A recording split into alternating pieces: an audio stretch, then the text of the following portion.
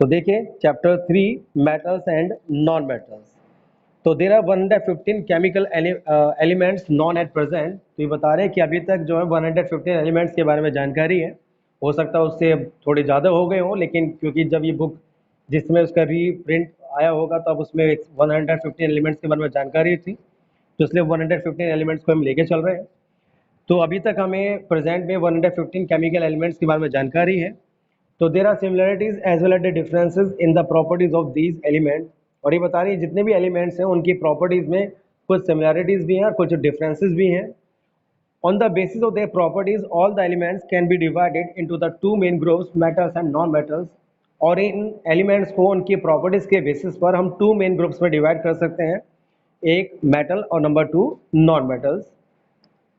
Both metals as well as non metals are used in a daily life. और ये बता रहे हैं कि दोनों को ही हम डेली लाइफ में बहुत ज़्यादा यूज़ करते हैं। तो we also use a large number of compounds of metals and non metal. और साथ ही साथ मेटल्स और नॉन मेटल्स से मिलकर जो बहुत सारे कंपाउंड्स बनते हैं उनको भी हम अपने डेली लाइफ में बहुत ज़्यादा यूज़ करते हैं। तो before we go further we give the definition of metals and non metals. तो इससे पहले हम आगे जाएँ और आगे इनके बारे में डिटेल में पढ़ें, तो पहले हम यहाँ पर मेटल्स और नॉन मेटल्स को डिफाइन करेंगे, इनकी डेफिनेशन देंगे। ठीक है, तो we should know the meaning of the some new terms. लेकिन इनकी डेफिनेशन को डिस्कस करने से पहले आपको कुछ टर्म्स के बारे में पता होना चाहिए, जैसे कि एक होता है इसमें मेलेबल, एक होता है डक्टाइल और एक होता है ब्रिटल। तो इनका मीनिंग क्या होता है वो आपको पहले पता होना चाहिए। मेलेबल की बात करें, malleable mean which can be beaten with a hammer to form a thin sheet. तो अगर कोई सब्सटेंस कोई एलिमेंट मेलेबल है तो इसका मतलब ये है कि उस एलिमेंट को हम हैमर करके उससे थिन शीट्स बना सकते हैं। दैट मीन्स उस मेटल को हम हथौड़े से उसको पीट पीट कर जो है उसकी बिल्कुल पतली सी जो चादरें हैं वो हम बना सकते हैं। ये प्रॉपर्टी एलिमेंट्स की मेलेबिलिटी की कहलाती है। दैट मीन्स वो एलिमेंट मेलेबल कहलाता है। Ductile means which can be stressed to form thin wire. Ductile का मतलब होता है कि किसी को स्ट्रेस करके थिन वायर्स में चेंज करना। ठीक है, दैट मीन्स किसी एलिमेंट को इतना मतलब किसी को इतना खींच कर उसमें से बिल्कुल बारीक बारीक से पतले से तार निकाल देना। तो ये प्रॉपर्टी जो होगी एलिमेंट की वो डक्टिलिटी कहलाती है, बिना उसको ब्रेक किए। और ब्रिटल का मतलब होता है कि अगर किसी चीज़ को हैमर करने पर वो बिल्कुल पीसीज में कन्वर्ट हो जाए, ठीक है, तो दैट मीन्स वो सब्सटेंस आपका ब्रिटल कहलाता है। तो ये चीज़ आपको पता होनी चाहिए कि मेलेबल क्या है, डक्टाइल क्या है और ब्रिटल क्या है, क्योंकि इन्हीं के बेसिस पर हम मेटल्स और नॉन मेटल्स को डिफाइन कर सकते हैं। तो स्टार्ट करते हैं मेटल से। Metals are the elements that conduct heat and electricity and are malleable and ductile. तो मेटल्स ऐसे एलिमेंट होते हैं जो हीट और इलेक्ट्रिसिटी को कंडक्ट करते हैं और जो मेलेबल और डक्टाइल होते हैं। तो मेटल्स ऐसे एलिमेंट होते हैं जो हीट और इलेक्ट्रिसिटी को कंडक्ट करते हैं और जो मेलेबल और डक्टाइल होते हैं। मेटल लस्ट्रस होते हैं, हार्ड होते हैं, स्ट्रॉन्ग होते हैं, हैवी होते हैं, सोनरस होते हैं। ये सारी प्रॉपर्टीज हम डिटेल में भी डिस्कस भी करेंगे जब हम इसकी फिजिकल प्रॉपर्टीज के बारे में बात करेंगे। हम मेटल्स के कुछ एग्जांपल की बात करें तो कौन कौन से एलिमेंट ऐसे हैं जो मेटल्स होते हैं, तो उनमें हम नाम ले सकते हैं आयरन का, एल्यूमिनियम का, कॉपर का, सिल्वर का, gold, platinum, zinc, tin, lead, mercury, sodium, potassium, calcium और मैग्नीशियम। तो ये जितने भी एलिमेंट्स के नाम यहाँ पे बोले गए ये सभी के सभी मेटल एलिमेंट्स हैं। A majority of the non elements are metals. और ये बता रहे हैं कि ज़्यादातर जो एलिमेंट्स हैं वो आपके मेटल ही होते हैं। तो हम कह सकते हैं कि एलिमेंट्स की मेजोरिटी में मेटल्स आते हैं। All the metals are solids except mercury which is liquid metal. और जितने भी मेटल्स हैं वो सभी सॉलिड है, बस एक मेटल ऐसा है जो रूम टेम्परेचर पर लिक्विड होता है, वो होता है मरकरी। तो during the chemical reaction metals can form positive ion by losing electrons. और केमिकल रिएक्शंस में जो मेटल्स होते हैं वो अपने इलेक्ट्रॉन्स को लॉस करके पॉजिटिव आयन बनाते हैं। Based on this observation we can write another definition of metals as follows. तो इस बेसिस पर हम मेटल की यहाँ पे दूसरी डेफिनेशन भी दे सकते हैं और वो हम कुछ इस तरीके से बता सकते हैं कि metals are the elements which form positive ion by losing electron. तो मेटल ऐसे एलिमेंट होते हैं हाइड्रोजन को छोड़कर जो कि इलेक्ट्रॉन्स को लॉस करके पॉजिटिव आयन बनाते हैं। ठीक है, अगर मेटल की केमिकल डेफिनेशन यहाँ पे दे तो हम ये बोल सकते हैं कि मेटल्स ऐसे एलिमेंट होते हैं जो इलेक्ट्रॉन्स को लॉस करके पॉजिटिव आयन बनाते हैं। एग्जाम्पल की बात करें मैं एल्यूमिनियम की, तो एल्यूमिनियम, जी भैया जी, मैं अभी तो हमने स्टडी किया, खैर अभी इसमें कोई ऐसा टॉपिक डिस्कस नहीं किया वंश जी जो आपका भी स्किप हो गया हो। सभी कुछ वही चल रहा है, मेटल को हम डिफाइन कर रहे हैं। मेटल की एक डेफिनेशन हमने इससे पहले डिस्कस की थी, उसमें बताया गया था कि मेटल ऐसे एलिमेंट होते हैं जो मेलेबल होते हैं, डक्टाइल होते हैं और जो हीट और इलेक्ट्रिसिटी को कंडक्ट करते हैं। उसके बाद हमने मेटल्स के एग्जांपल की हमने बात की थी और यहाँ पर हम मेटल की केमिकल डेफिनेशन की बात कर रहे हैं, बस यही टॉपिक अभी तक हमने डिस्कस किया है, तो डोंट वरी, अभी आपका ऐसा कुछ छूटा नहीं है। तो बात कर रहे थे यहाँ पर ये कि मेटल ऐसे एलिमेंट होते हैं, नहीं भैया जी, लेकिन हाइड्रोजन मेटल नहीं होता, पर हाइड्रोजन एक ऐसा एलिमेंट है जो कि इलेक्ट्रॉन को लॉस करके पॉजिटिव आयन बनाता है। तो हाइड्रोजन एक नॉन मेटल में ही आता है, पर क्योंकि वो भी इलेक्ट्रॉन को लॉस करता है, तो इसलिए कहीं आप उसे भी मेटल में काउंट ना कर ले इसकी इस प्रॉपर्टी की बेसिस पर, तो इसलिए उन्होंने बोला कि एक्सेप्ट हाइड्रोजन। तो मेटल जो होते हैं वो इलेक्ट्रॉन्स को लॉस करके पॉजिटिव आयन बनाते हैं, ये सभी मेटल में एक कॉमन नेचर होता है, और इसलिए हम मेटल को इस तरीके से भी डिफाइन कर सकते हैं कि metals are those elements which form positive ions by losing electrons. Example हम दे रहे थे एल्यूमिनियम का, कि एल्यूमिनियम एक ऐसा मेटल होता है जो 3 इलेक्ट्रॉन्स को लॉस करके पॉजिटिव आयन एल्यूमिनियम 3+ आयन जो है वो फॉर्म करता है। ये तो शायद आपको ऑलरेडी क्लास 9 में डिटेल में डिस्कस बताया गया था कि भाई कौन इलेक्ट्रॉन को लॉस करता है, कौन इलेक्ट्रॉन्स को गेन करता है, कौन इलेक्ट्रॉन को शेयर करता है, तो उसके लिए आपको हमने पहले भी डिस्कस कर चुके हैं और आगे भी चल के हम डिस्कस करेंगे। फिलहाल एल्यूमिनियम क्यों 3 इलेक्ट्रॉन लॉस करता है, तो शायद इसको हमें एक्सप्लेन करने की आवश्यकता नहीं पड़ेगी, क्योंकि भाई आप जानते हैं कि एल्यूमिनियम के आउटरमोस्ट सेल में 3 इलेक्ट्रॉन्स होते हैं। अगर उसको अपना ऑक्टेट पूरा करना होता है, आउटरमोस्ट सेल में 8 इलेक्ट्रॉन्स पूरे करने होते हैं, तो डेट्स उसको 3 इलेक्ट्रॉन्स वहाँ पर लॉस करने होते हैं, जिसकी वजह से वो एक पॉजिटिव आयन Al3+ आयन जो है वो फॉर्म करता है। तो ये तो बात हो गई यहाँ पे मेटल्स के फिजिकल और केमिकल नेचर के बारे में। थोड़ा सा और आगे इनके डिस्क्रिप्शन को देखें। Metals are widely used in our daily life for a large number of purposes. तो मेटल्स हमारे डेली लाइफ में बहुत ज़्यादा पर्पस के लिए यूज़ किए जाते हैं। The cooking utensils, the electric fans, sewing machines, car, bus, trucks, train, ship and aeroplanes are all made of the metals और mixture of metals called alloys. ये जितने भी नाम हमने यहाँ पे लिए वो सभी के सभी या तो मेटल से बने होते हैं, या मेटल के जो मिक्सचर्स होते हैं मेटल एलॉयज उनसे बने होते हैं। In fact, the list of articles made of metal which we use in our daily life is unending। अगर मैं एक लिस्ट बनाए कि भाई हमारे चारों ओर ऐसी कौन कौन सी चीज़ें हैं, या हमारे डेली लाइफ में ऐसे कौन कौन से आपके ऑब्जेक्ट्स हैं जो आपके मेटल या उसके एलॉय से बने होते हैं, तो वो लिस्ट हमारे लिए अनएंडिंग होगी। डेट मीन्स वो लिस्ट हमारी कभी कंप्लीट नहीं हो पाएगी। Metals are very important for the national economy of every country. और ये बता रहे हैं कि हर एक कंट्री की नेशनल इकोनॉमी के लिए मेटल बहुत ज़्यादा इंपॉर्टेंट भी होते हैं। The most abundant metal in the earth crust is aluminium. और अर्थ की क्रस्ट में जो सबसे ज़्यादा मेटल पाया जाता है वो एल्यूमिनियम होता है। तो ये जो मेटल होते हैं ज़्यादातर वो अर्थ की क्रस्ट में पाए जाते हैं, और सबसे ज़्यादा जो मेटल पाया जाता है अर्थ की क्रस्ट में वो एल्यूमिनियम होता है। और ये बताते हैं कि अर्थ की क्रस्ट में करीब जो है 7% हिस्से के अंदर ये पाया जाता है। सेकंड जो मोस्ट एबंडेंट मेटल अर्थ की क्रस्ट में पाया जाता है वो आयरन होता है, जो कि करीब 4% हिस्से में पाया जाता है। इसके बाद हम बात करें जो मेजर मेटल्स होते हैं जो अर्थ की क्रस्ट में पाए जाते हैं, उनको अगर हम डिक्रीजिंग ऑर्डर में अरेंज करें तो सबसे ज़्यादा पाया जाता है एल्यूमिनियम, उसके बाद आयरन, कैल्शियम, सोडियम, पोटेशियम और मैग्नीशियम। ये सभी ऐसे मेटल्स होते हैं जो अर्थ की क्रस्ट में जो है पाए जाते हैं, लेकिन सबसे ज़्यादा पाया जाता है एल्यूमिनियम, उसके बाद आयरन, देन कैल्शियम। इस तरीके से डिक्रीजिंग ऑर्डर में ये हम रख सकते हैं। तो ये तो बात हो गई आपके मेटल के इंट्रोडक्शन की, मेटल क्या होते हैं। अब हम बात करेंगे नॉन मेटल्स के बारे में। तो non metals are the elements that do not conduct heat and electricity and are neither malleable nor ductile. Non metals ऐसे एलिमेंट होते हैं जो हीट और इलेक्ट्रिसिटी को कंडक्ट नहीं करते हैं, और जो मेलेबल और डक्टाइल भी नहीं होते, ये ब्रिटल होते हैं। इट मीन्स नॉन मेटल जो है बिल्कुल फिजिकली अपोजिट होते हैं मेटल्स के, ये हम यहाँ पर कह सकते हैं, क्योंकि ना ये मेलेबल होते हैं, ना ये डक्टाइल होते हैं, ना ये हीट और इलेक्ट्रिसिटी को कंडक्ट करते हैं, बल्कि ये ब्रिटल होते हैं। ब्रिटल मीन्स आपको बताया गया था इनको हैमर करने पे बिल्कुल पीसेस में टूट जाते हैं, इस वजह से हम कह सकते हैं नॉन मेटल्स ब्रिटल होते हैं। नॉन मेटल लस्ट्रस भी नहीं होते हैं, इनका डल अपीयरेंस होता है, ये जनरली सॉफ्ट होते हैं, स्ट्रॉन्ग नहीं होते हैं, ये लाइट सब्सटेंसेस होते हैं, नॉन सोनोरस होते हैं। तो ये सारी प्रॉपर्टीज बताई गई हैं जो फिजिकल प्रॉपर्टीज हैं, जिनको हम आगे डिटेल में भी डिस्कस करेंगे। हम नॉन मेटल्स के एग्जांपल की बात करें तो carbon, sulphur, phosphorus, silicon, hydrogen, oxygen, nitrogen, chlorine, bromine, iodine, helium, neon और आर्गन, ये सभी के सभी जो है वो नॉन मेटल्स हैं। The two allotropic form of carbon element, carbon की 2 एलोट्रोपिक फॉर्म होती हैं जिनका नाम है डायमंड और ग्रेफाइट, ये भी नॉन मेटल्स ही होते हैं। In fact there are 22 non metals. Out of these the 10 non-metals are solid, one non-metal bromine is a liquid, whereas the remaining 11 non-metal are the gases। ये बता रहे हैं कि कुल मिला के जो है 22 आपके एलिमेंट जो है वो नॉन मेटल्स हैं।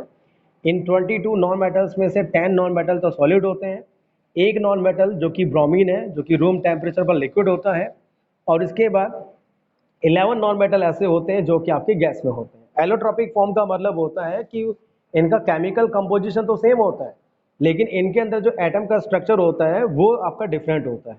जैसे कि कार्बन, डायमंड और ग्रेफाइट, ये तीनों चीज़ें जो है वो कार्बन से ही बनी हुई हैं, लेकिन तीनों के अंदर जो कार्बन एटम्स का जो अरेंजमेंट होता है वो डिफरेंट तरीके का होगा। डायमंड के अंदर कार्बन के एटम का एक कॉम्प्लेक्स स्ट्रक्चर होता है, ठीक है, जबकि ग्रेफाइट के अंदर कार्बन एटम का एक, हम कह सकते हैं कि एक कुछ फ्लैट रिंग का इस तरीके का स्ट्रक्चर होता है, ठीक है, जबकि कार्बन में जो एक टेट्राहेड्रल अरेंजमेंट होता है कार्बन एटम्स का। तो इनके अंदर केमिकल कंपोजिशन तो सेम है, लेकिन कार्बन एटम का अरेंजमेंट डिफरेंट है, तो दैट्स वाई ये फॉर्म्स एलोट्रोपिक फॉर्म्स कहलाती हैं। ठीक है, इन सभी के बारे में आपको डिटेल में पढ़ने को मिलेगा जब हम अगला चैप्टर पढ़ेंगे कार्बन कंपाउंड्स। तो फिलहाल आप ये समझ सकते हैं कि कार्बन, डायमंड और ग्रेफाइट बेसिकली कार्बन ही है, बस कार्बन एटम्स के अरेंजमेंट होने की वजह से इनका जो फिजिकल अपीयरेंस है वो थोड़ा सा डिफरेंट हो जाता है। जी भैया जी, अभी बकफिनेस्टर फुलरेन आपने पढ़ लिया, लेकिन आपको बता दें अभी ये जो है आपका टॉपिक में ऐड नहीं किया गया, क्योंकि अभी इसके बारे में प्रॉपर्टीज जो है वो स्टिल इन्वेस्टिगेटेड है, अभी वो कंप्लीटली इन्वेस्टिगेट नहीं हुआ है। तो थर्ड एलोट्रोपिक फॉर्म ये अभी इसमें काउंट नहीं की जाती है, इसको मेंशन तो कर देते हैं लेकिन अभी इसको काउंट नहीं करते। ठीक है, तो ये तो बात हो गई नॉन मेटल्स की कि कौन कौन से नॉन मेटल आपके सॉलिड है, कौन लिक्विड है, कौन गैसेज है, तो ये हमने आपको बताया। बात करें कि केमिकल नेचर की, तो during chemical reaction non metals can form negative ion by the gaining electrons. तो केमिकल रिएक्शंस में जो नॉन मेटल्स होते हैं वो इलेक्ट्रॉन्स को गेन करके नेगेटिव आयन बनाते हैं। तो इसी ऑब्जर्वेशन के बेसिस पर हम नॉन मेटल्स को कुछ ऐसे भी डिफाइन कर सकते हैं कि non metals are the elements which form negative ions by gaining electron. तो नॉन मेटल ऐसे एलिमेंट होते हैं जो इलेक्ट्रॉन्स को गेन करके नेगेटिव आयन बनाते हैं। तो केमिकल डेफिनेशन की बात करें नॉन मेटल्स की, तो ये बनेगी कि नॉन मेटल ऐसे एलिमेंट्स होते हैं जो इलेक्ट्रॉन्स को गेन करके नेगेटिव आयन बनाते हैं। जैसे बात करें ऑक्सीजन की, तो ऑक्सीजन एक ऐसा नॉन मेटल है जो कि 2 इलेक्ट्रॉन्स को गेन करके ऑक्साइड आयन O2 माइनस बनाता है। तो नॉन मेटल को हम इसलिए इलेक्ट्रोनेगेटिव एलिमेंट के नाम से भी जानते हैं। आपको एक चीज़ वो बताते हैं, शायद वो ऊपर हमने मेंशन नहीं करी, जो मेटल्स होते हैं इनको हम इलेक्ट्रोपॉजिटिव एलिमेंट भी कह देते हैं। इलेक्ट्रोपॉजिटिव एलिमेंट कहें या मेटल कहें वो एक ही बात होगी। इसी तरीके से जो नॉन मेटल्स हैं उनको हम इलेक्ट्रोनेगेटिव एलिमेंट कह देते हैं। ऐसा इसलिए क्योंकि जो मेटल्स होते हैं वो पॉजिटिव आयन बनाते हैं, इसलिए उनको इलेक्ट्रोपॉजिटिव एलिमेंट बोल दिया जाता है। जो नॉन मेटल्स होते हैं वो आपके नेगेटिव आयन बना देते हैं, इसलिए उनको हम इलेक्ट्रोनेगेटिव एलिमेंट भी कह देते हैं। ठीक है, आगे बता रहे हैं कि भले ही नॉन मेटल्स आपके मेटल्स के कंपेयर में बहुत स्मॉल नंबर्स में हैं, ज़्यादा नहीं है, लेकिन नॉन मेटल्स हमारे डेली लाइफ के लिए बहुत ज़्यादा इंपॉर्टेंट होते हैं। In fact the life would have been possible without the presence of non metals on the earth. और ये बता रहे हैं कि बिना नॉन मेटल्स के तो लाइफ भी जो है यहाँ पर पॉसिबल नहीं होगी। For example carbon is one of the most important non metal because all the life on this earth is based on the carbon compound. और कार्बन एक सबसे इंपॉर्टेंट आपका नॉन मेटल होता है, क्योंकि जितनी भी लाइफ इस अर्थ पर है वो सभी के सभी कार्बन कंपाउंड पर बेस्ड है। This is because the carbon compound like the proteins, fats, carbohydrate, vitamins and enzymes etcetera are essential for the growth and development of the living organism. क्योंकि जो कार्बन के कंपाउंड होते हैं उसमें हम नाम ले सकते हैं फैट्स का, प्रोटीन्स का, कार्बोहाइड्रेट्स का, विटामिन्स का और एंजाइम्स का, ये सभी कार्बन के कंपाउंड्स होते हैं। और बिना इन एलिमेंट्स के, बिना इन सब चीज़ों के कोई भी जो लिविंग ऑर्गेनिज्म है ना तो वो ग्रो कर सकता है और ना ही उसका कोई डेवलपमेंट हो सकता है। तो इसलिए हम कह सकते हैं कि जितनी भी लाइफ यहाँ पर पॉसिबल है वो सभी आपके इन नॉन मेटल के बेसिस पर है। और कार्बन जो है सबसे इंपॉर्टेंट है, क्योंकि जितने भी लिविंग ऑर्गेनिज्म होता है उनका जो ग्रोथ जो डिपेंड करता है वो कार्बन के कंपाउंड्स पर ही करता है। एक और नॉन मेटल ऑक्सीजन, जो कि उतना ही इंपॉर्टेंट होता है लाइफ के एग्जिस्टेंस के लिए। This is because the oxygen gas in the air is essential for breathing to the maintain life. क्योंकि आप सभी जानते हैं कि ब्रीथिंग के लिए ऑक्सीजन गैस बहुत ज़रूरी होती है, कि जब भी हम ब्रीथिंग करते हैं तो ऑक्सीजन गैस को हम कंज्यूम करते हैं और CO2 गैस को रिलीज करते हैं। तो हमारा जो रेस्पिरेटरी सिस्टम होता है वो ऑक्सीजन गैस पर वर्क करता है, तो इसलिए ये भी बहुत इंपॉर्टेंट नॉन मेटल है। ठीक है, और साथ ही साथ आपको पता है कि ऑक्सीजन जो गैस होती है वो कंबशन के लिए, बर्निंग के लिए भी बहुत ज़्यादा ज़रूरी होती है। कोई भी फ्यूल आपका तभी बर्न हो सकता है जब वहाँ पर ऑक्सीजन गैस होगी इन्वायरमेंट के अंदर प्रेजेंट होगी। नाइट्रोजन एक इनर्ट गैसेस नॉन मेटल होता है, क्योंकि इसकी जो प्रेजेंस होती है एयर में, ये कंबशन के रेट को रिड्यूस करती है और जो एनवायरनमेंट को थोड़ा सेफ बनाने का काम करती है। एक और नॉन मेटल है सल्फर, जो कि बहुत सारे सब्सटेंसेस के अंदर पाया जाता है, चाहे वो प्लांट्स हो एनिमल्स हो। सल्फर जो होता है वो हेयर में प्रेजेंट होता है, ऑनियन में प्रेजेंट होता है, गार्लिक में प्रेजेंट होता है और वूल वगैरह में प्रेजेंट होता है। ठीक है, non metals are required to make vegetable ghee. Non metals का इस्तेमाल जो है वेजिटेबल घी को बनाने के लिए भी किया जाता है, फर्टिलाइजर्स बनाने के लिए किया जाता है, एसिड्स, एक्सप्लोजिव, फंगिसाइड्स वगैरह ये सारी चीज़ें बनाने के लिए भी हम नॉन मेटल्स को यूज़ करते हैं। तो ये सारी बातें इसलिए बताई जा रही है जिससे कि आप समझ सकें कि वे नॉन मेटल्स हमारे लिए कितने ज़्यादा इंपॉर्टेंट होते हैं। बात करें इनके एबिडेंस की, तो सबसे ज़्यादा जो एबेंडेंट नॉन मेटल है जो अर्थ की क्रस्ट में पाया जाता है वो है ऑक्सीजन। तो ये बता रहे हैं कि करीब 50% हिस्से के अंदर अर्थ की क्रस्ट में जो है वो आपका ऑक्सीजन जो नॉन मेटल है वो पाया जाता है। सेकेंड मोस्ट नॉन मेटल, उसके बाद बता रहे हैं जो second most abundant non metal है अर्थ की क्रस्ट में वो जो पाया जाता है वो सिलिकॉन है, जो कि करीब 26% अर्थ की क्रस्ट में पाया जाता है। The major non metal the earth crust in the decreasing order, अगर हम इनको डिक्रीजिंग ऑर्डर में लिखे जितने भी नॉन मेटल्स अर्थ की क्रस्ट में पाए जाते हैं वो किस तरीके से हैं, तो बता रहे हैं कि उनमें सबसे ज़्यादा तो ऑक्सीजन, फिर सिलिकॉन, फिर फॉस्फोरस, फिर सल्फर, इस तरीके से। तो ये सभी जो नॉन मेटल्स हैं वो अर्थ की क्रस्ट में पाए जाते हैं। It should be noted that although the non-metals are small in numbers, but they are the major constant of the earth, air and the ocean. तो भले ये नॉन मेटल्स आपके कम नंबर में हो, लेकिन ये मेजर कॉन्स्टिट्यूएंट होते हैं अर्थ को बनाने के लिए, एयर को बनाने के लिए और ओशन यानी सीज को बनाने के लिए सबसे ज़्यादा जो है ये हम कह सकते हैं मेजर कॉन्स्टिट्यूएंट होते हैं। जैसे कि दो नॉन मेटल होते हैं ऑक्सीजन और नाइट्रोजन, ये आपके एयर के मेजर कॉन्स्टिट्यूएंट होते हैं, क्योंकि आप जानते हैं कि जो एयर होती है, एयर में करीब 71% हिस्से में नाइट्रोजन होती है। अगर नाइट्रोजन अगर ये नॉन मेटल नहीं होगा तो फिर वहाँ पर एयर की फॉर्मेशन किस तरीके से होगी, वो पॉसिबल नहीं हो पाएगी। साथ ही साथ बिना ऑक्सीजन के भी एयर का वहाँ पर हम कह सकते हैं फॉर्मेशन नहीं हो सकती। तो एयर को बनाने का काम ये दोनों नॉन मेटल करते हैं। साथ ही साथ सी में, ओशन में जितना भी वाटर होता है वो भी आपके दो नॉन मेटल हाइड्रोजन और ऑक्सीजन को मिलाकर बनता है। अगर हाइड्रोजन और ऑक्सीजन दोनों नॉन मेटल नहीं होंगे तो ये सभी वाटर वहाँ पे कहाँ से आएगा। तो इसलिए हम कह सकते हैं कि ये जितने भी आपके ओशंस हैं, सी है, एयर वगैरह है, या जितना भी एटमॉस्फेयर है, वो सभी आपके नॉन मेटल्स की वजह से ही पॉसिबल है। ठीक है, all the metals have the similar, ये बता रहे हैं कि जितने मेटल्स होते हैं इन सबकी प्रॉपर्टी एक जैसी होती है, जितने भी नॉन मेटल्स होते हैं उनकी प्रॉपर्टीज भी एक जैसी होती है। लेकिन नॉन मेटल्स की प्रॉपर्टी मेटल्स की प्रॉपर्टीज के बिल्कुल अपोजिट होती है। तो अब एक एक करके हम इनके फिजिकल प्रॉपर्टीज के बारे में बात करेंगे। तो बात करते हैं मेटल्स के फिजिकल प्रॉपर्टीज के बारे में कि मेटल की क्या क्या फिजिकल प्रॉपर्टीज होती हैं, वो देखिएगा। Number one, the metals are malleable, that is metal can be beaten into thin sheet with a hammer. Metal जो होते हैं मेलेबल होते हैं, इसका मतलब ये कि मेटल्स को हम हैमर करके थिन शीट्स इनसे बना सकते हैं बिना इनको ब्रेक किए। ठीक है, तो इसका मतलब ये है कि मेलेबिलिटी जो होती है मेटल्स की एक हम कह सकते हैं करेक्टरिस्टिक प्रॉपर्टी होती है, क्योंकि ये जो प्रॉपर्टी है वो सिर्फ मेटल एलिमेंट के अंदर ही देख सकते हैं, नॉन मेटल में ये प्रॉपर्टी नहीं होती है। इसमें भी आपको बताएं कि गोल्ड और सिल्वर मेटल जो होते हैं वो हाईली मेलेबल मेटल्स होते हैं। गोल्ड और सिल्वर जो है ये आपके ऐसे मेटल्स हैं जो हाईली मेलेबल होते हैं। एल्यूमिनियम और कॉपर जो है ये भी हाईली मेलेबल मेटल्स होते हैं। ये सभी मेटल्स ऐसे होते हैं जिनको हम हैमर करके इनकी थिन शीट्स, जिनको फॉइल्स बोला जाता है, उनसे बनाने का काम कर सकते हैं। सिल्वर मेटल को हम हैमर करके सिल्वर फॉइल्स बना सकते हैं। ठीक है, क्योंकि सिल्वर के अंदर हाई मेलेबिलिटी होती है। और सिल्वर फॉइल का इस्तेमाल आपने देखा होगा जो स्वीट्स वगैरह होते हैं उनको डेकोरेट करने के लिए यूज़ किया जाता है। साथ ही साथ एल्यूमिनियम मेटल जो होता है ये भी काफ़ी ज़्यादा मेलेबल होता है और इसको भी हम एल्यूमिनियम फॉइल में कन्वर्ट कर सकते हैं हैमर करके। और आपने देखा होगा एल्यूमिनियम फॉइल का इस्तेमाल जो है आपके जो फूड आइटम्स होते हैं जैसे बिस्कुट, चॉकलेट वगैरह जो होते हैं उनकी पैकिंग करने के लिए किया जाता है। साथ ही साथ मेडिसिन वगैरह की जो पैकिंग करते हैं वो भी एल्यूमिनियम फॉइल में की जाती है। और सिगरेट वगैरह जो होते हैं ये भी आपके एल्यूमिनियम फॉइल के अंदर इनकी पैकिंग की जाती है। ठीक है, आगे बता रहे हैं इसमें एल्यूमिनियम शीट को तो ये जो जितने भी मिल्क बोतल की कैप होते हैं ये भी एल्यूमिनियम फॉइल की बनी होती हैं। भाई चिराग जी, आप एक बार मीटिंग को लीव करके दोबारा से ज्वाइन कर लीजिएगा। मेरी वॉइस तो मेरे ख्याल से सिर्फ आप ही को ट्रेवल कर रही होगी, क्योंकि यहाँ तक तो मेरे ख्याल से हम तो पूरी तरीके से ही बोल रहे हैं।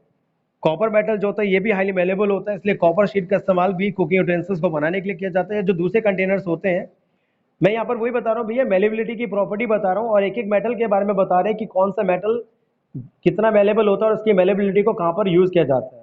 हमने बताया कि गोल्ड और सिल्वर जो होते हैं वो काफ़ी ज़्यादा मेलेबल मेटल होते हैं, ये बेस्ट मेलेबल मेटल होते हैं। सिल्वर बहुत ज़्यादा मेलेबल मेटल होता है और इसकी मेलेबिलिटी का यूज़ किया जाता है सिल्वर फॉइल को बनाने के लिए। और सिल्वर फॉइल से हम स्वीट्स वगैरह को डेकोरेट करने का काम करते हैं, जो आपने देखा होगा। एल्यूमिनियम मेटल भी काफ़ी ज़्यादा मेलेबल होता है और इससे भी एल्यूमिनियम फॉइल बनाया जाता है इसको मेलेबल करके। और एल्यूमिनियम फॉइल का इस्तेमाल जो फूड आइटम होते हैं, चाहे वो चॉकलेट्स हों, बिस्कुट्स हों, उनकी पैकिंग में करते हैं। मेडिसिन की पैकिंग में भी एल्यूमिनियम फॉइल का इस्तेमाल किया जाता है और यहाँ तक कि जो सिगरेट वगैरह होते हैं उनकी पैकिंग में भी किया जाता है। और जो मिल्क बोतल कैप होते हैं उनको भी बनाने के लिए एल्यूमिनियम की फॉइल का इस्तेमाल करते हैं। कॉपर मेटल की जो फॉइल होती है या कॉपर की जो शीट होती है इसका इस्तेमाल कुकिंग यूटेंसिल्स को या कंटेनर्स को बनाने के लिए किया जाता है। आयरन भी काफ़ी ज़्यादा मेलेबल मेटल होता है जिसका इस्तेमाल जो आयरन की शीट्स बनाने के लिए किया जाता है। और आयरन शीट का इस्तेमाल हम बकेट्स, ड्रम और वाटर टैंक्स को बनाने के लिए करते हैं। तो ये सभी का एक एक करके आपको यूज़ बता रहे थे। आगे बता रहे हैं कि मेटल जो होते हैं डक्टाइल होते हैं और डक्टाइल का मतलब ये कि इनको हम ड्रॉ कर सकते हैं थिन वायर्स में। ठीक है, दैट मीन्स हम कह सकते हैं जो डक्टिलिटी होती है वो मेटल्स की एक करेक्टरिस्टिक प्रॉपर्टी होती है। तो किस तरीके से देखिएगा, तो इनमें बात करें कि गोल्ड जो है वो बेस्ट डक्टाइल मेटल होता है, क्योंकि 1 gram of gold can be drawn into the thin wire about the 2 kilometre long. और ये बता रहे हैं कि अगर हम 1 ग्राम गोल्ड को लें और उससे उसकी डक्टिलिटी प्रॉपर्टी को वहाँ पे चेक करें तो आपको बता दें 1 ग्राम गोल्ड से करीब हम 2 किलोमीटर लॉन्ग वायर उसमें से ड्रॉ कर सकते हैं। और ये बताने के लिए काफ़ी है कि गोल्ड जो है वो कितना ज़्यादा डक्टाइल मेटल होता है। सिल्वर भी आपका बेस्ट डक्टाइल मेटल में आता है। कॉपर और एल्यूमिनियम मेटल जो होते हैं ये भी काफ़ी ज़्यादा डक्टाइल होते हैं, और इसी वजह से कॉपर और एल्यूमिनियम के जो वायर्स होते हैं इनका इस्तेमाल जो है इलेक्ट्रिक वायर्स को बनाने के लिए किया जाता है। आयरन, मैग्नीशियम, टंगस्टन जो होते हैं ये भी काफ़ी ज़्यादा डक्टाइल होते हैं, और इनसे भी हम जो थिन वायर्स को बनाने का काम कर सकते हैं। Iron wires are use for making wire gauges, और आयरन के जो वायर होते हैं इनका इस्तेमाल वायर गेजेस को बनाने के लिए किया जाता है। मैग्नीशियम वायर का इस्तेमाल जो है आपके लेबोरेटरी के अंदर किया जाता है, जो आपने एक एक्सपेरिमेंट हमने डिस्कस भी किया था केमिस्ट्री के फर्स्ट चैप्टर में, ठीक है। और साथ ही साथ जो टंगस्टन मेटल के थिन वायर्स होते हैं इनका इस्तेमाल जो है इलेक्ट्रिक बल्ब के फिलामेंट को बनाने के लिए किया जाता है। तो ये आपको बताया गया मेटल्स मेलेबल होते हैं, मेटल्स डक्टाइल होते हैं। इसके बाद बता रहे हैं मेटल जो होते हैं हीट के अच्छे कंडक्टर भी होते हैं, हीट के गुड कंडक्टर होते हैं। दैट मीन्स जो मेटल एलिमेंट्स होते हैं उनमें से हीट का कंडक्शन एक पॉइंट से दूसरे पॉइंट तक हो सकता है, ठीक है। हम इसमें बात करें, सिल्वर मेटल जो होता है हीट का बेस्ट कंडक्टर होता है, ठीक है, और क्योंकि इसकी थर्मल कंडक्टिविटी इन सभी मेटल में सबसे ज़्यादा होती है। कॉपर और एल्यूमिनियम के जो मेटल्स होते हैं इनकी भी हीट की ये भी हीट के बहुत अच्छे कंडक्टर होते हैं। कुकिंग यूटेंसिल या वाटर बॉयलर वगैरह जो होते हैं ये आपके कॉपर के और एल्यूमिनियम मेटल्स के बनाए जाते हैं, क्योंकि ये हीट के अच्छे कंडक्टर होते हैं। हीट का जो पोरस कंडक्टर होता है सभी मेटल्स में वो लेड होता है। ये लेड मतलब लेड मेटल में हीट अच्छी तरीके से कंडक्ट नहीं होती, तो वो हीट का पोरस कंडक्टर वो माना जाता है, ठीक है। तो ये यहाँ पर आपको बता रहे थे कि कौन अच्छा कंडक्टर है और कौन अच्छा कंडक्टर नहीं है मेटल्स में, उसको हमने यहाँ पे डिस्कस किया। इसके बाद metals are the good conductor of electricity. Metal जो होते हैं वो इलेक्ट्रिसिटी के अच्छे कंडक्टर होते हैं, ठीक है। मेटल्स इलेक्ट्रिसिटी के गुड कंडक्टर होते हैं। इसका मतलब ये कि मेटल में इलेक्ट्रिसिटी आसानी से कंडक्ट हो जाती है। बात करें इसमें तो सिल्वर मेटल जो होता है वो इलेक्ट्रिसिटी का बेस्ट कंडक्टर होता है, ठीक है। कॉपर मेटल जो होता है ये भी आपका इलेक्ट्रिसिटी का अच्छा कंडक्टर होता है। उसके बाद गोल्ड, एल्यूमिनियम और टंगस्टन ये भी इलेक्ट्रिसिटी के अच्छे कंडक्टर माने जाते हैं। इलेक्ट्रिक वायर जो होते हैं वो कॉपर और एल्यूमिनियम मेटल्स के बनाए जाते हैं, क्योंकि इलेक्ट्रिसिटी के बहुत अच्छे कंडक्टर होते हैं, ठीक है। इसके बाद देखिएगा द इलेक्ट्रिक, आगे इसमें एक थोड़ा सा टॉपिक दे रखा है, मैं उसको थोड़ा सा आपको बताना चाहूँगा। The electric wires that carry current in our homes have a covering of plastic such as the polyvinyl chloride.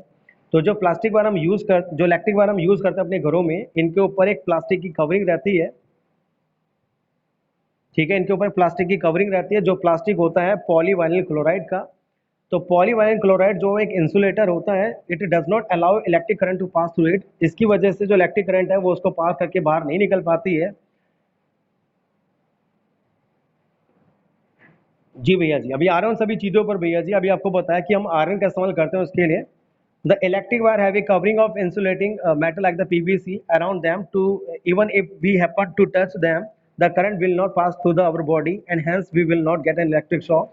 तो ये बता रहे हैं कि जो इलेक्ट्रिक वायर हम अपने घरों में यूज़ करते हैं इनके ऊपर एक प्लास्टिक की कवरिंग होती है, जो कि पीवीसी प्लास्टिक की होती है, पॉलीविनाइल क्लोराइड की होती है।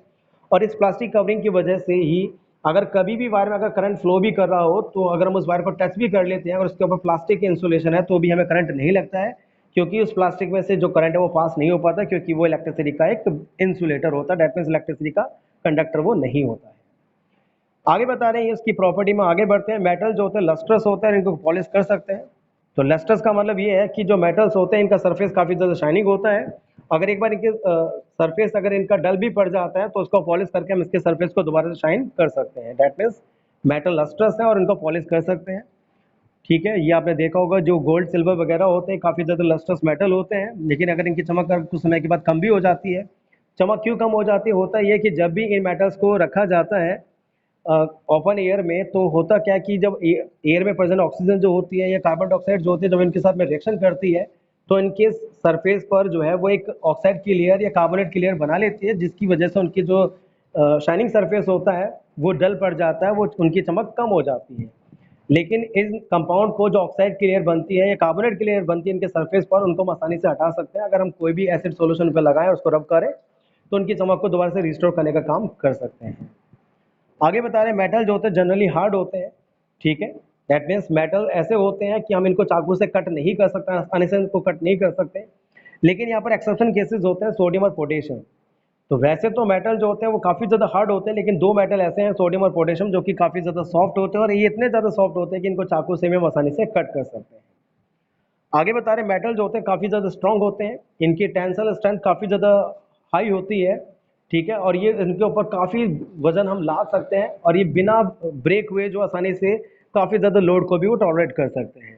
तो डेट्स वाई मेटल्स स्ट्रांग होते हैं, और इनके स्ट्रांग होने की वजह से ही जितने भी आपके कंस्ट्रक्शन के जो वर्क होते हैं, चाहे वो ब्रिजेस हों, गिर्डर्स वगैरह हों, इन सभी में हम मेटल या मेटल के एलॉयज का इस्तेमाल करते हैं। आगे बता रहे हैं मेटल जो होते हैं रूम टेम्परेचर पर सॉलिड होते हैं, लेकिन एक मेटल ऐसा है जो रूम टेम्परेचर पर लिक्विड होता है, जो कि है मरकरी। आगे बता रहे हैं मेटल जो होते हैं इनके मेल्टिंग पॉइंट और बॉइलिंग पॉइंट काफ़ी ज़्यादा हाई होते हैं। ठीक है, लेकिन आपको बता दें इसमें भी एक्सेप्शन केस में आ जाते हैं सोडियम और पोटेशियम, इनके मेल्टिंग पॉइंट और बॉइलिंग पॉइंट मेल्टिंग पॉइंट इनके काफ़ी कम रहते हैं। बल्कि दो मेटल का नाम हम इसमें और लेंगे, सीजियम और गैलियम। इनके मेल्टिंग पॉइंट तो बहुत ही ज़्यादा कम होते हैं, और ये माना जाता है कि इन मेटल्स को, चाहे वो सीजियम हो या गैलियम हो, इनके जो मेल्टिंग पॉइंट होते हैं वो बिल्कुल रूम टेम्परेचर पर होते हैं, करीब 30 डिग्री सेल्सियस और 20 डिग्री सेल्सियस। और ये माना जाता है कि अगर आप इनको उठाकर अपनी हथेली पे भी रख लेते हो तभी मेटल जो है वो मेल्ट होने स्टार्ट हो जाते हैं, इतना ज़्यादा मेल्टिंग पॉइंट इनका कम होता है।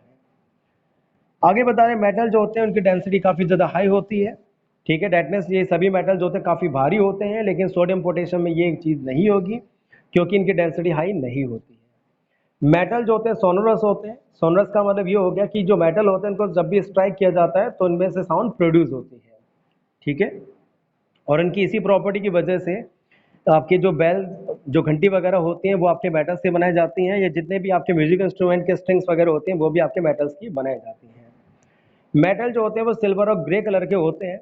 ठीक है, ज़्यादातर मेटल्स का कलर या तो सिल्वर रहेगा या ग्रे रहेगा। ठीक है, बस यहाँ पे कॉपर और गोल्ड ऐसे दो मेटल हैं जिनका कलर थोड़ा सा गोल्डन या येलो हो सकता है, बाकी अदरवाइज सभी मेटल जो होते हैं सिल्वर या ग्रे कलर के होते हैं। तो ये मेटल की फिजिकल प्रॉपर्टीज थी, जल्दी से हम डिस्कस कर लेते हैं नॉन मेटल्स के फिजिकल प्रॉपर्टीज के बारे में भी, वो भी आप देख लीजिएगा। तो नॉन मेटल्स ये फिजिकली बिल्कुल अपोजिट होते हैं मेटल्स के। तो कौन कौन सी इसकी प्रॉपर्टीज हैं वो हम देखते हैं। नॉन मेटल जो होते हैं ना तो मेलेबल होते हैं ना डक्टाइल होते हैं, ये बल्कि ब्रिटल होते हैं। ठीक है, इसके बाद नॉन मेटल जो होते हैं हीट और इलेक्ट्रिसिटी को कंडक्ट नहीं करते हैं, लेकिन यहाँ पर एक एक्सेप्शन केस है ग्रेफाइट, जो कि कार्बन की एक एलेक्ट्रॉपिक फॉर्म है, और ये माना जाता है कि ग्रेफाइट जो होता है वो इलेक्ट्रिसिटी का एक अच्छा कंडक्टर होता है। ग्रेफाइट भले ही नॉन मेटल है लेकिन इलेक्ट्रिसिटी का एक गुड कंडक्टर है। नॉन मेटल जो होते हैं लस्ट्रस होते हैं, इनमें कोई इनका सरफेस शाइनिंग नहीं होता और ये काफ़ी डल होते हैं।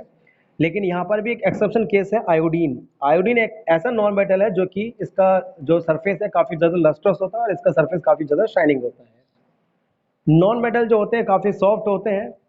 ठीक है, इतने सॉफ्ट होते हैं कि आसानी से कट जाते हैं, लेकिन यहाँ पर भी एक एक्सेप्शन केस है डायमंड। और डायमंड को कहा जाता है ये आपका हार्डेस्ट नेचुरल सब्सटेंस है। तो डायमंड एक आपका ऐसा सब्सटेंस है, एक नेचुरल सब्सटेंस है जो बहुत ज़्यादा हार्ड होता है। नॉन मेटल स्ट्रॉन्ग नहीं होते, आसानी से ब्रेक हो जाते हैं। नॉन मेटल जो है वो सॉलिड, लिक्विड और गैस तीनों स्टेट में पाए जाते हैं रूम टेम्परेचर पर। नॉन मेटल्स के मेल्टिंग पॉइंट और बॉइलिंग पॉइंट काफ़ी ज़्यादा लो रहते हैं, लेकिन यहाँ पर भी एक एक्सेप्शन केस है डायमंड। इसका मेल्टिंग पॉइंट करीब 3500 डिग्री सेल्सियस होता है, जो कि काफ़ी ज़्यादा हाई होता है। नॉन मेटल्स की डेंसिटी काफ़ी ज़्यादा लो होती है। ठीक है, जी नहीं भैया, डायमंड एक्चुअल में इसको लस्ट्रस नहीं बनाया जाता, इसको लस्टर बाद में बनाया जाता है। तो जब भी हम लस्ट्रस नॉन मेटल की बात करते हैं तो उसमें हमेशा आयोडीन को काउंट करते हैं।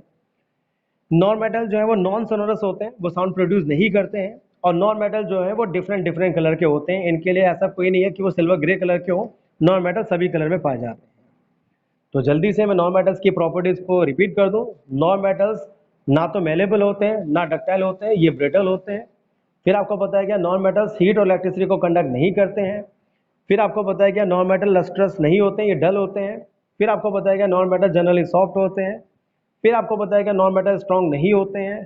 फिर आपको बताया गया नॉन मेटल सॉलिड, लिक्विड और गैस तीनों होते हैं रूम टेम्परेचर पर। फिर आपको बताया गया नॉन मेटल जो होते हैं इनके मेल्टिंग पॉइंट और बॉइलिंग पॉइंट काफ़ी लो रहते हैं। फिर बताया गया था नॉन मेटल्स की डेंसिटी काफ़ी लो होती है। नॉन मेटल नॉन सोनरस होते हैं और non metals different different colour के पाए जाते हैं। ठीक है, लेकिन इसमें एक्सेप्शन केसेस जो हमने यहाँ पे डिस्कस किए वो जरूर ध्यान रखिएगा। जैसा आपको बताया गया नॉन मेटल्स वैसे तो इलेक्ट्रिसिटी को कंडक्ट नहीं करते, लेकिन ग्रेफाइट एक ऐसा नॉन मेटल है जो इलेक्ट्रिसिटी को कंडक्ट करता है। नॉन मेटल सोनोरस नहीं हो सॉरी नॉन मेटल लस्ट्रस नहीं होते, लेकिन जो आपका आयोडीन है वो एक ऐसा नॉन मेटल है जो कि काफ़ी ज़्यादा लस्ट्रस होता है, इसका सरफेस काफ़ी ज़्यादा शाइनिंग होता है।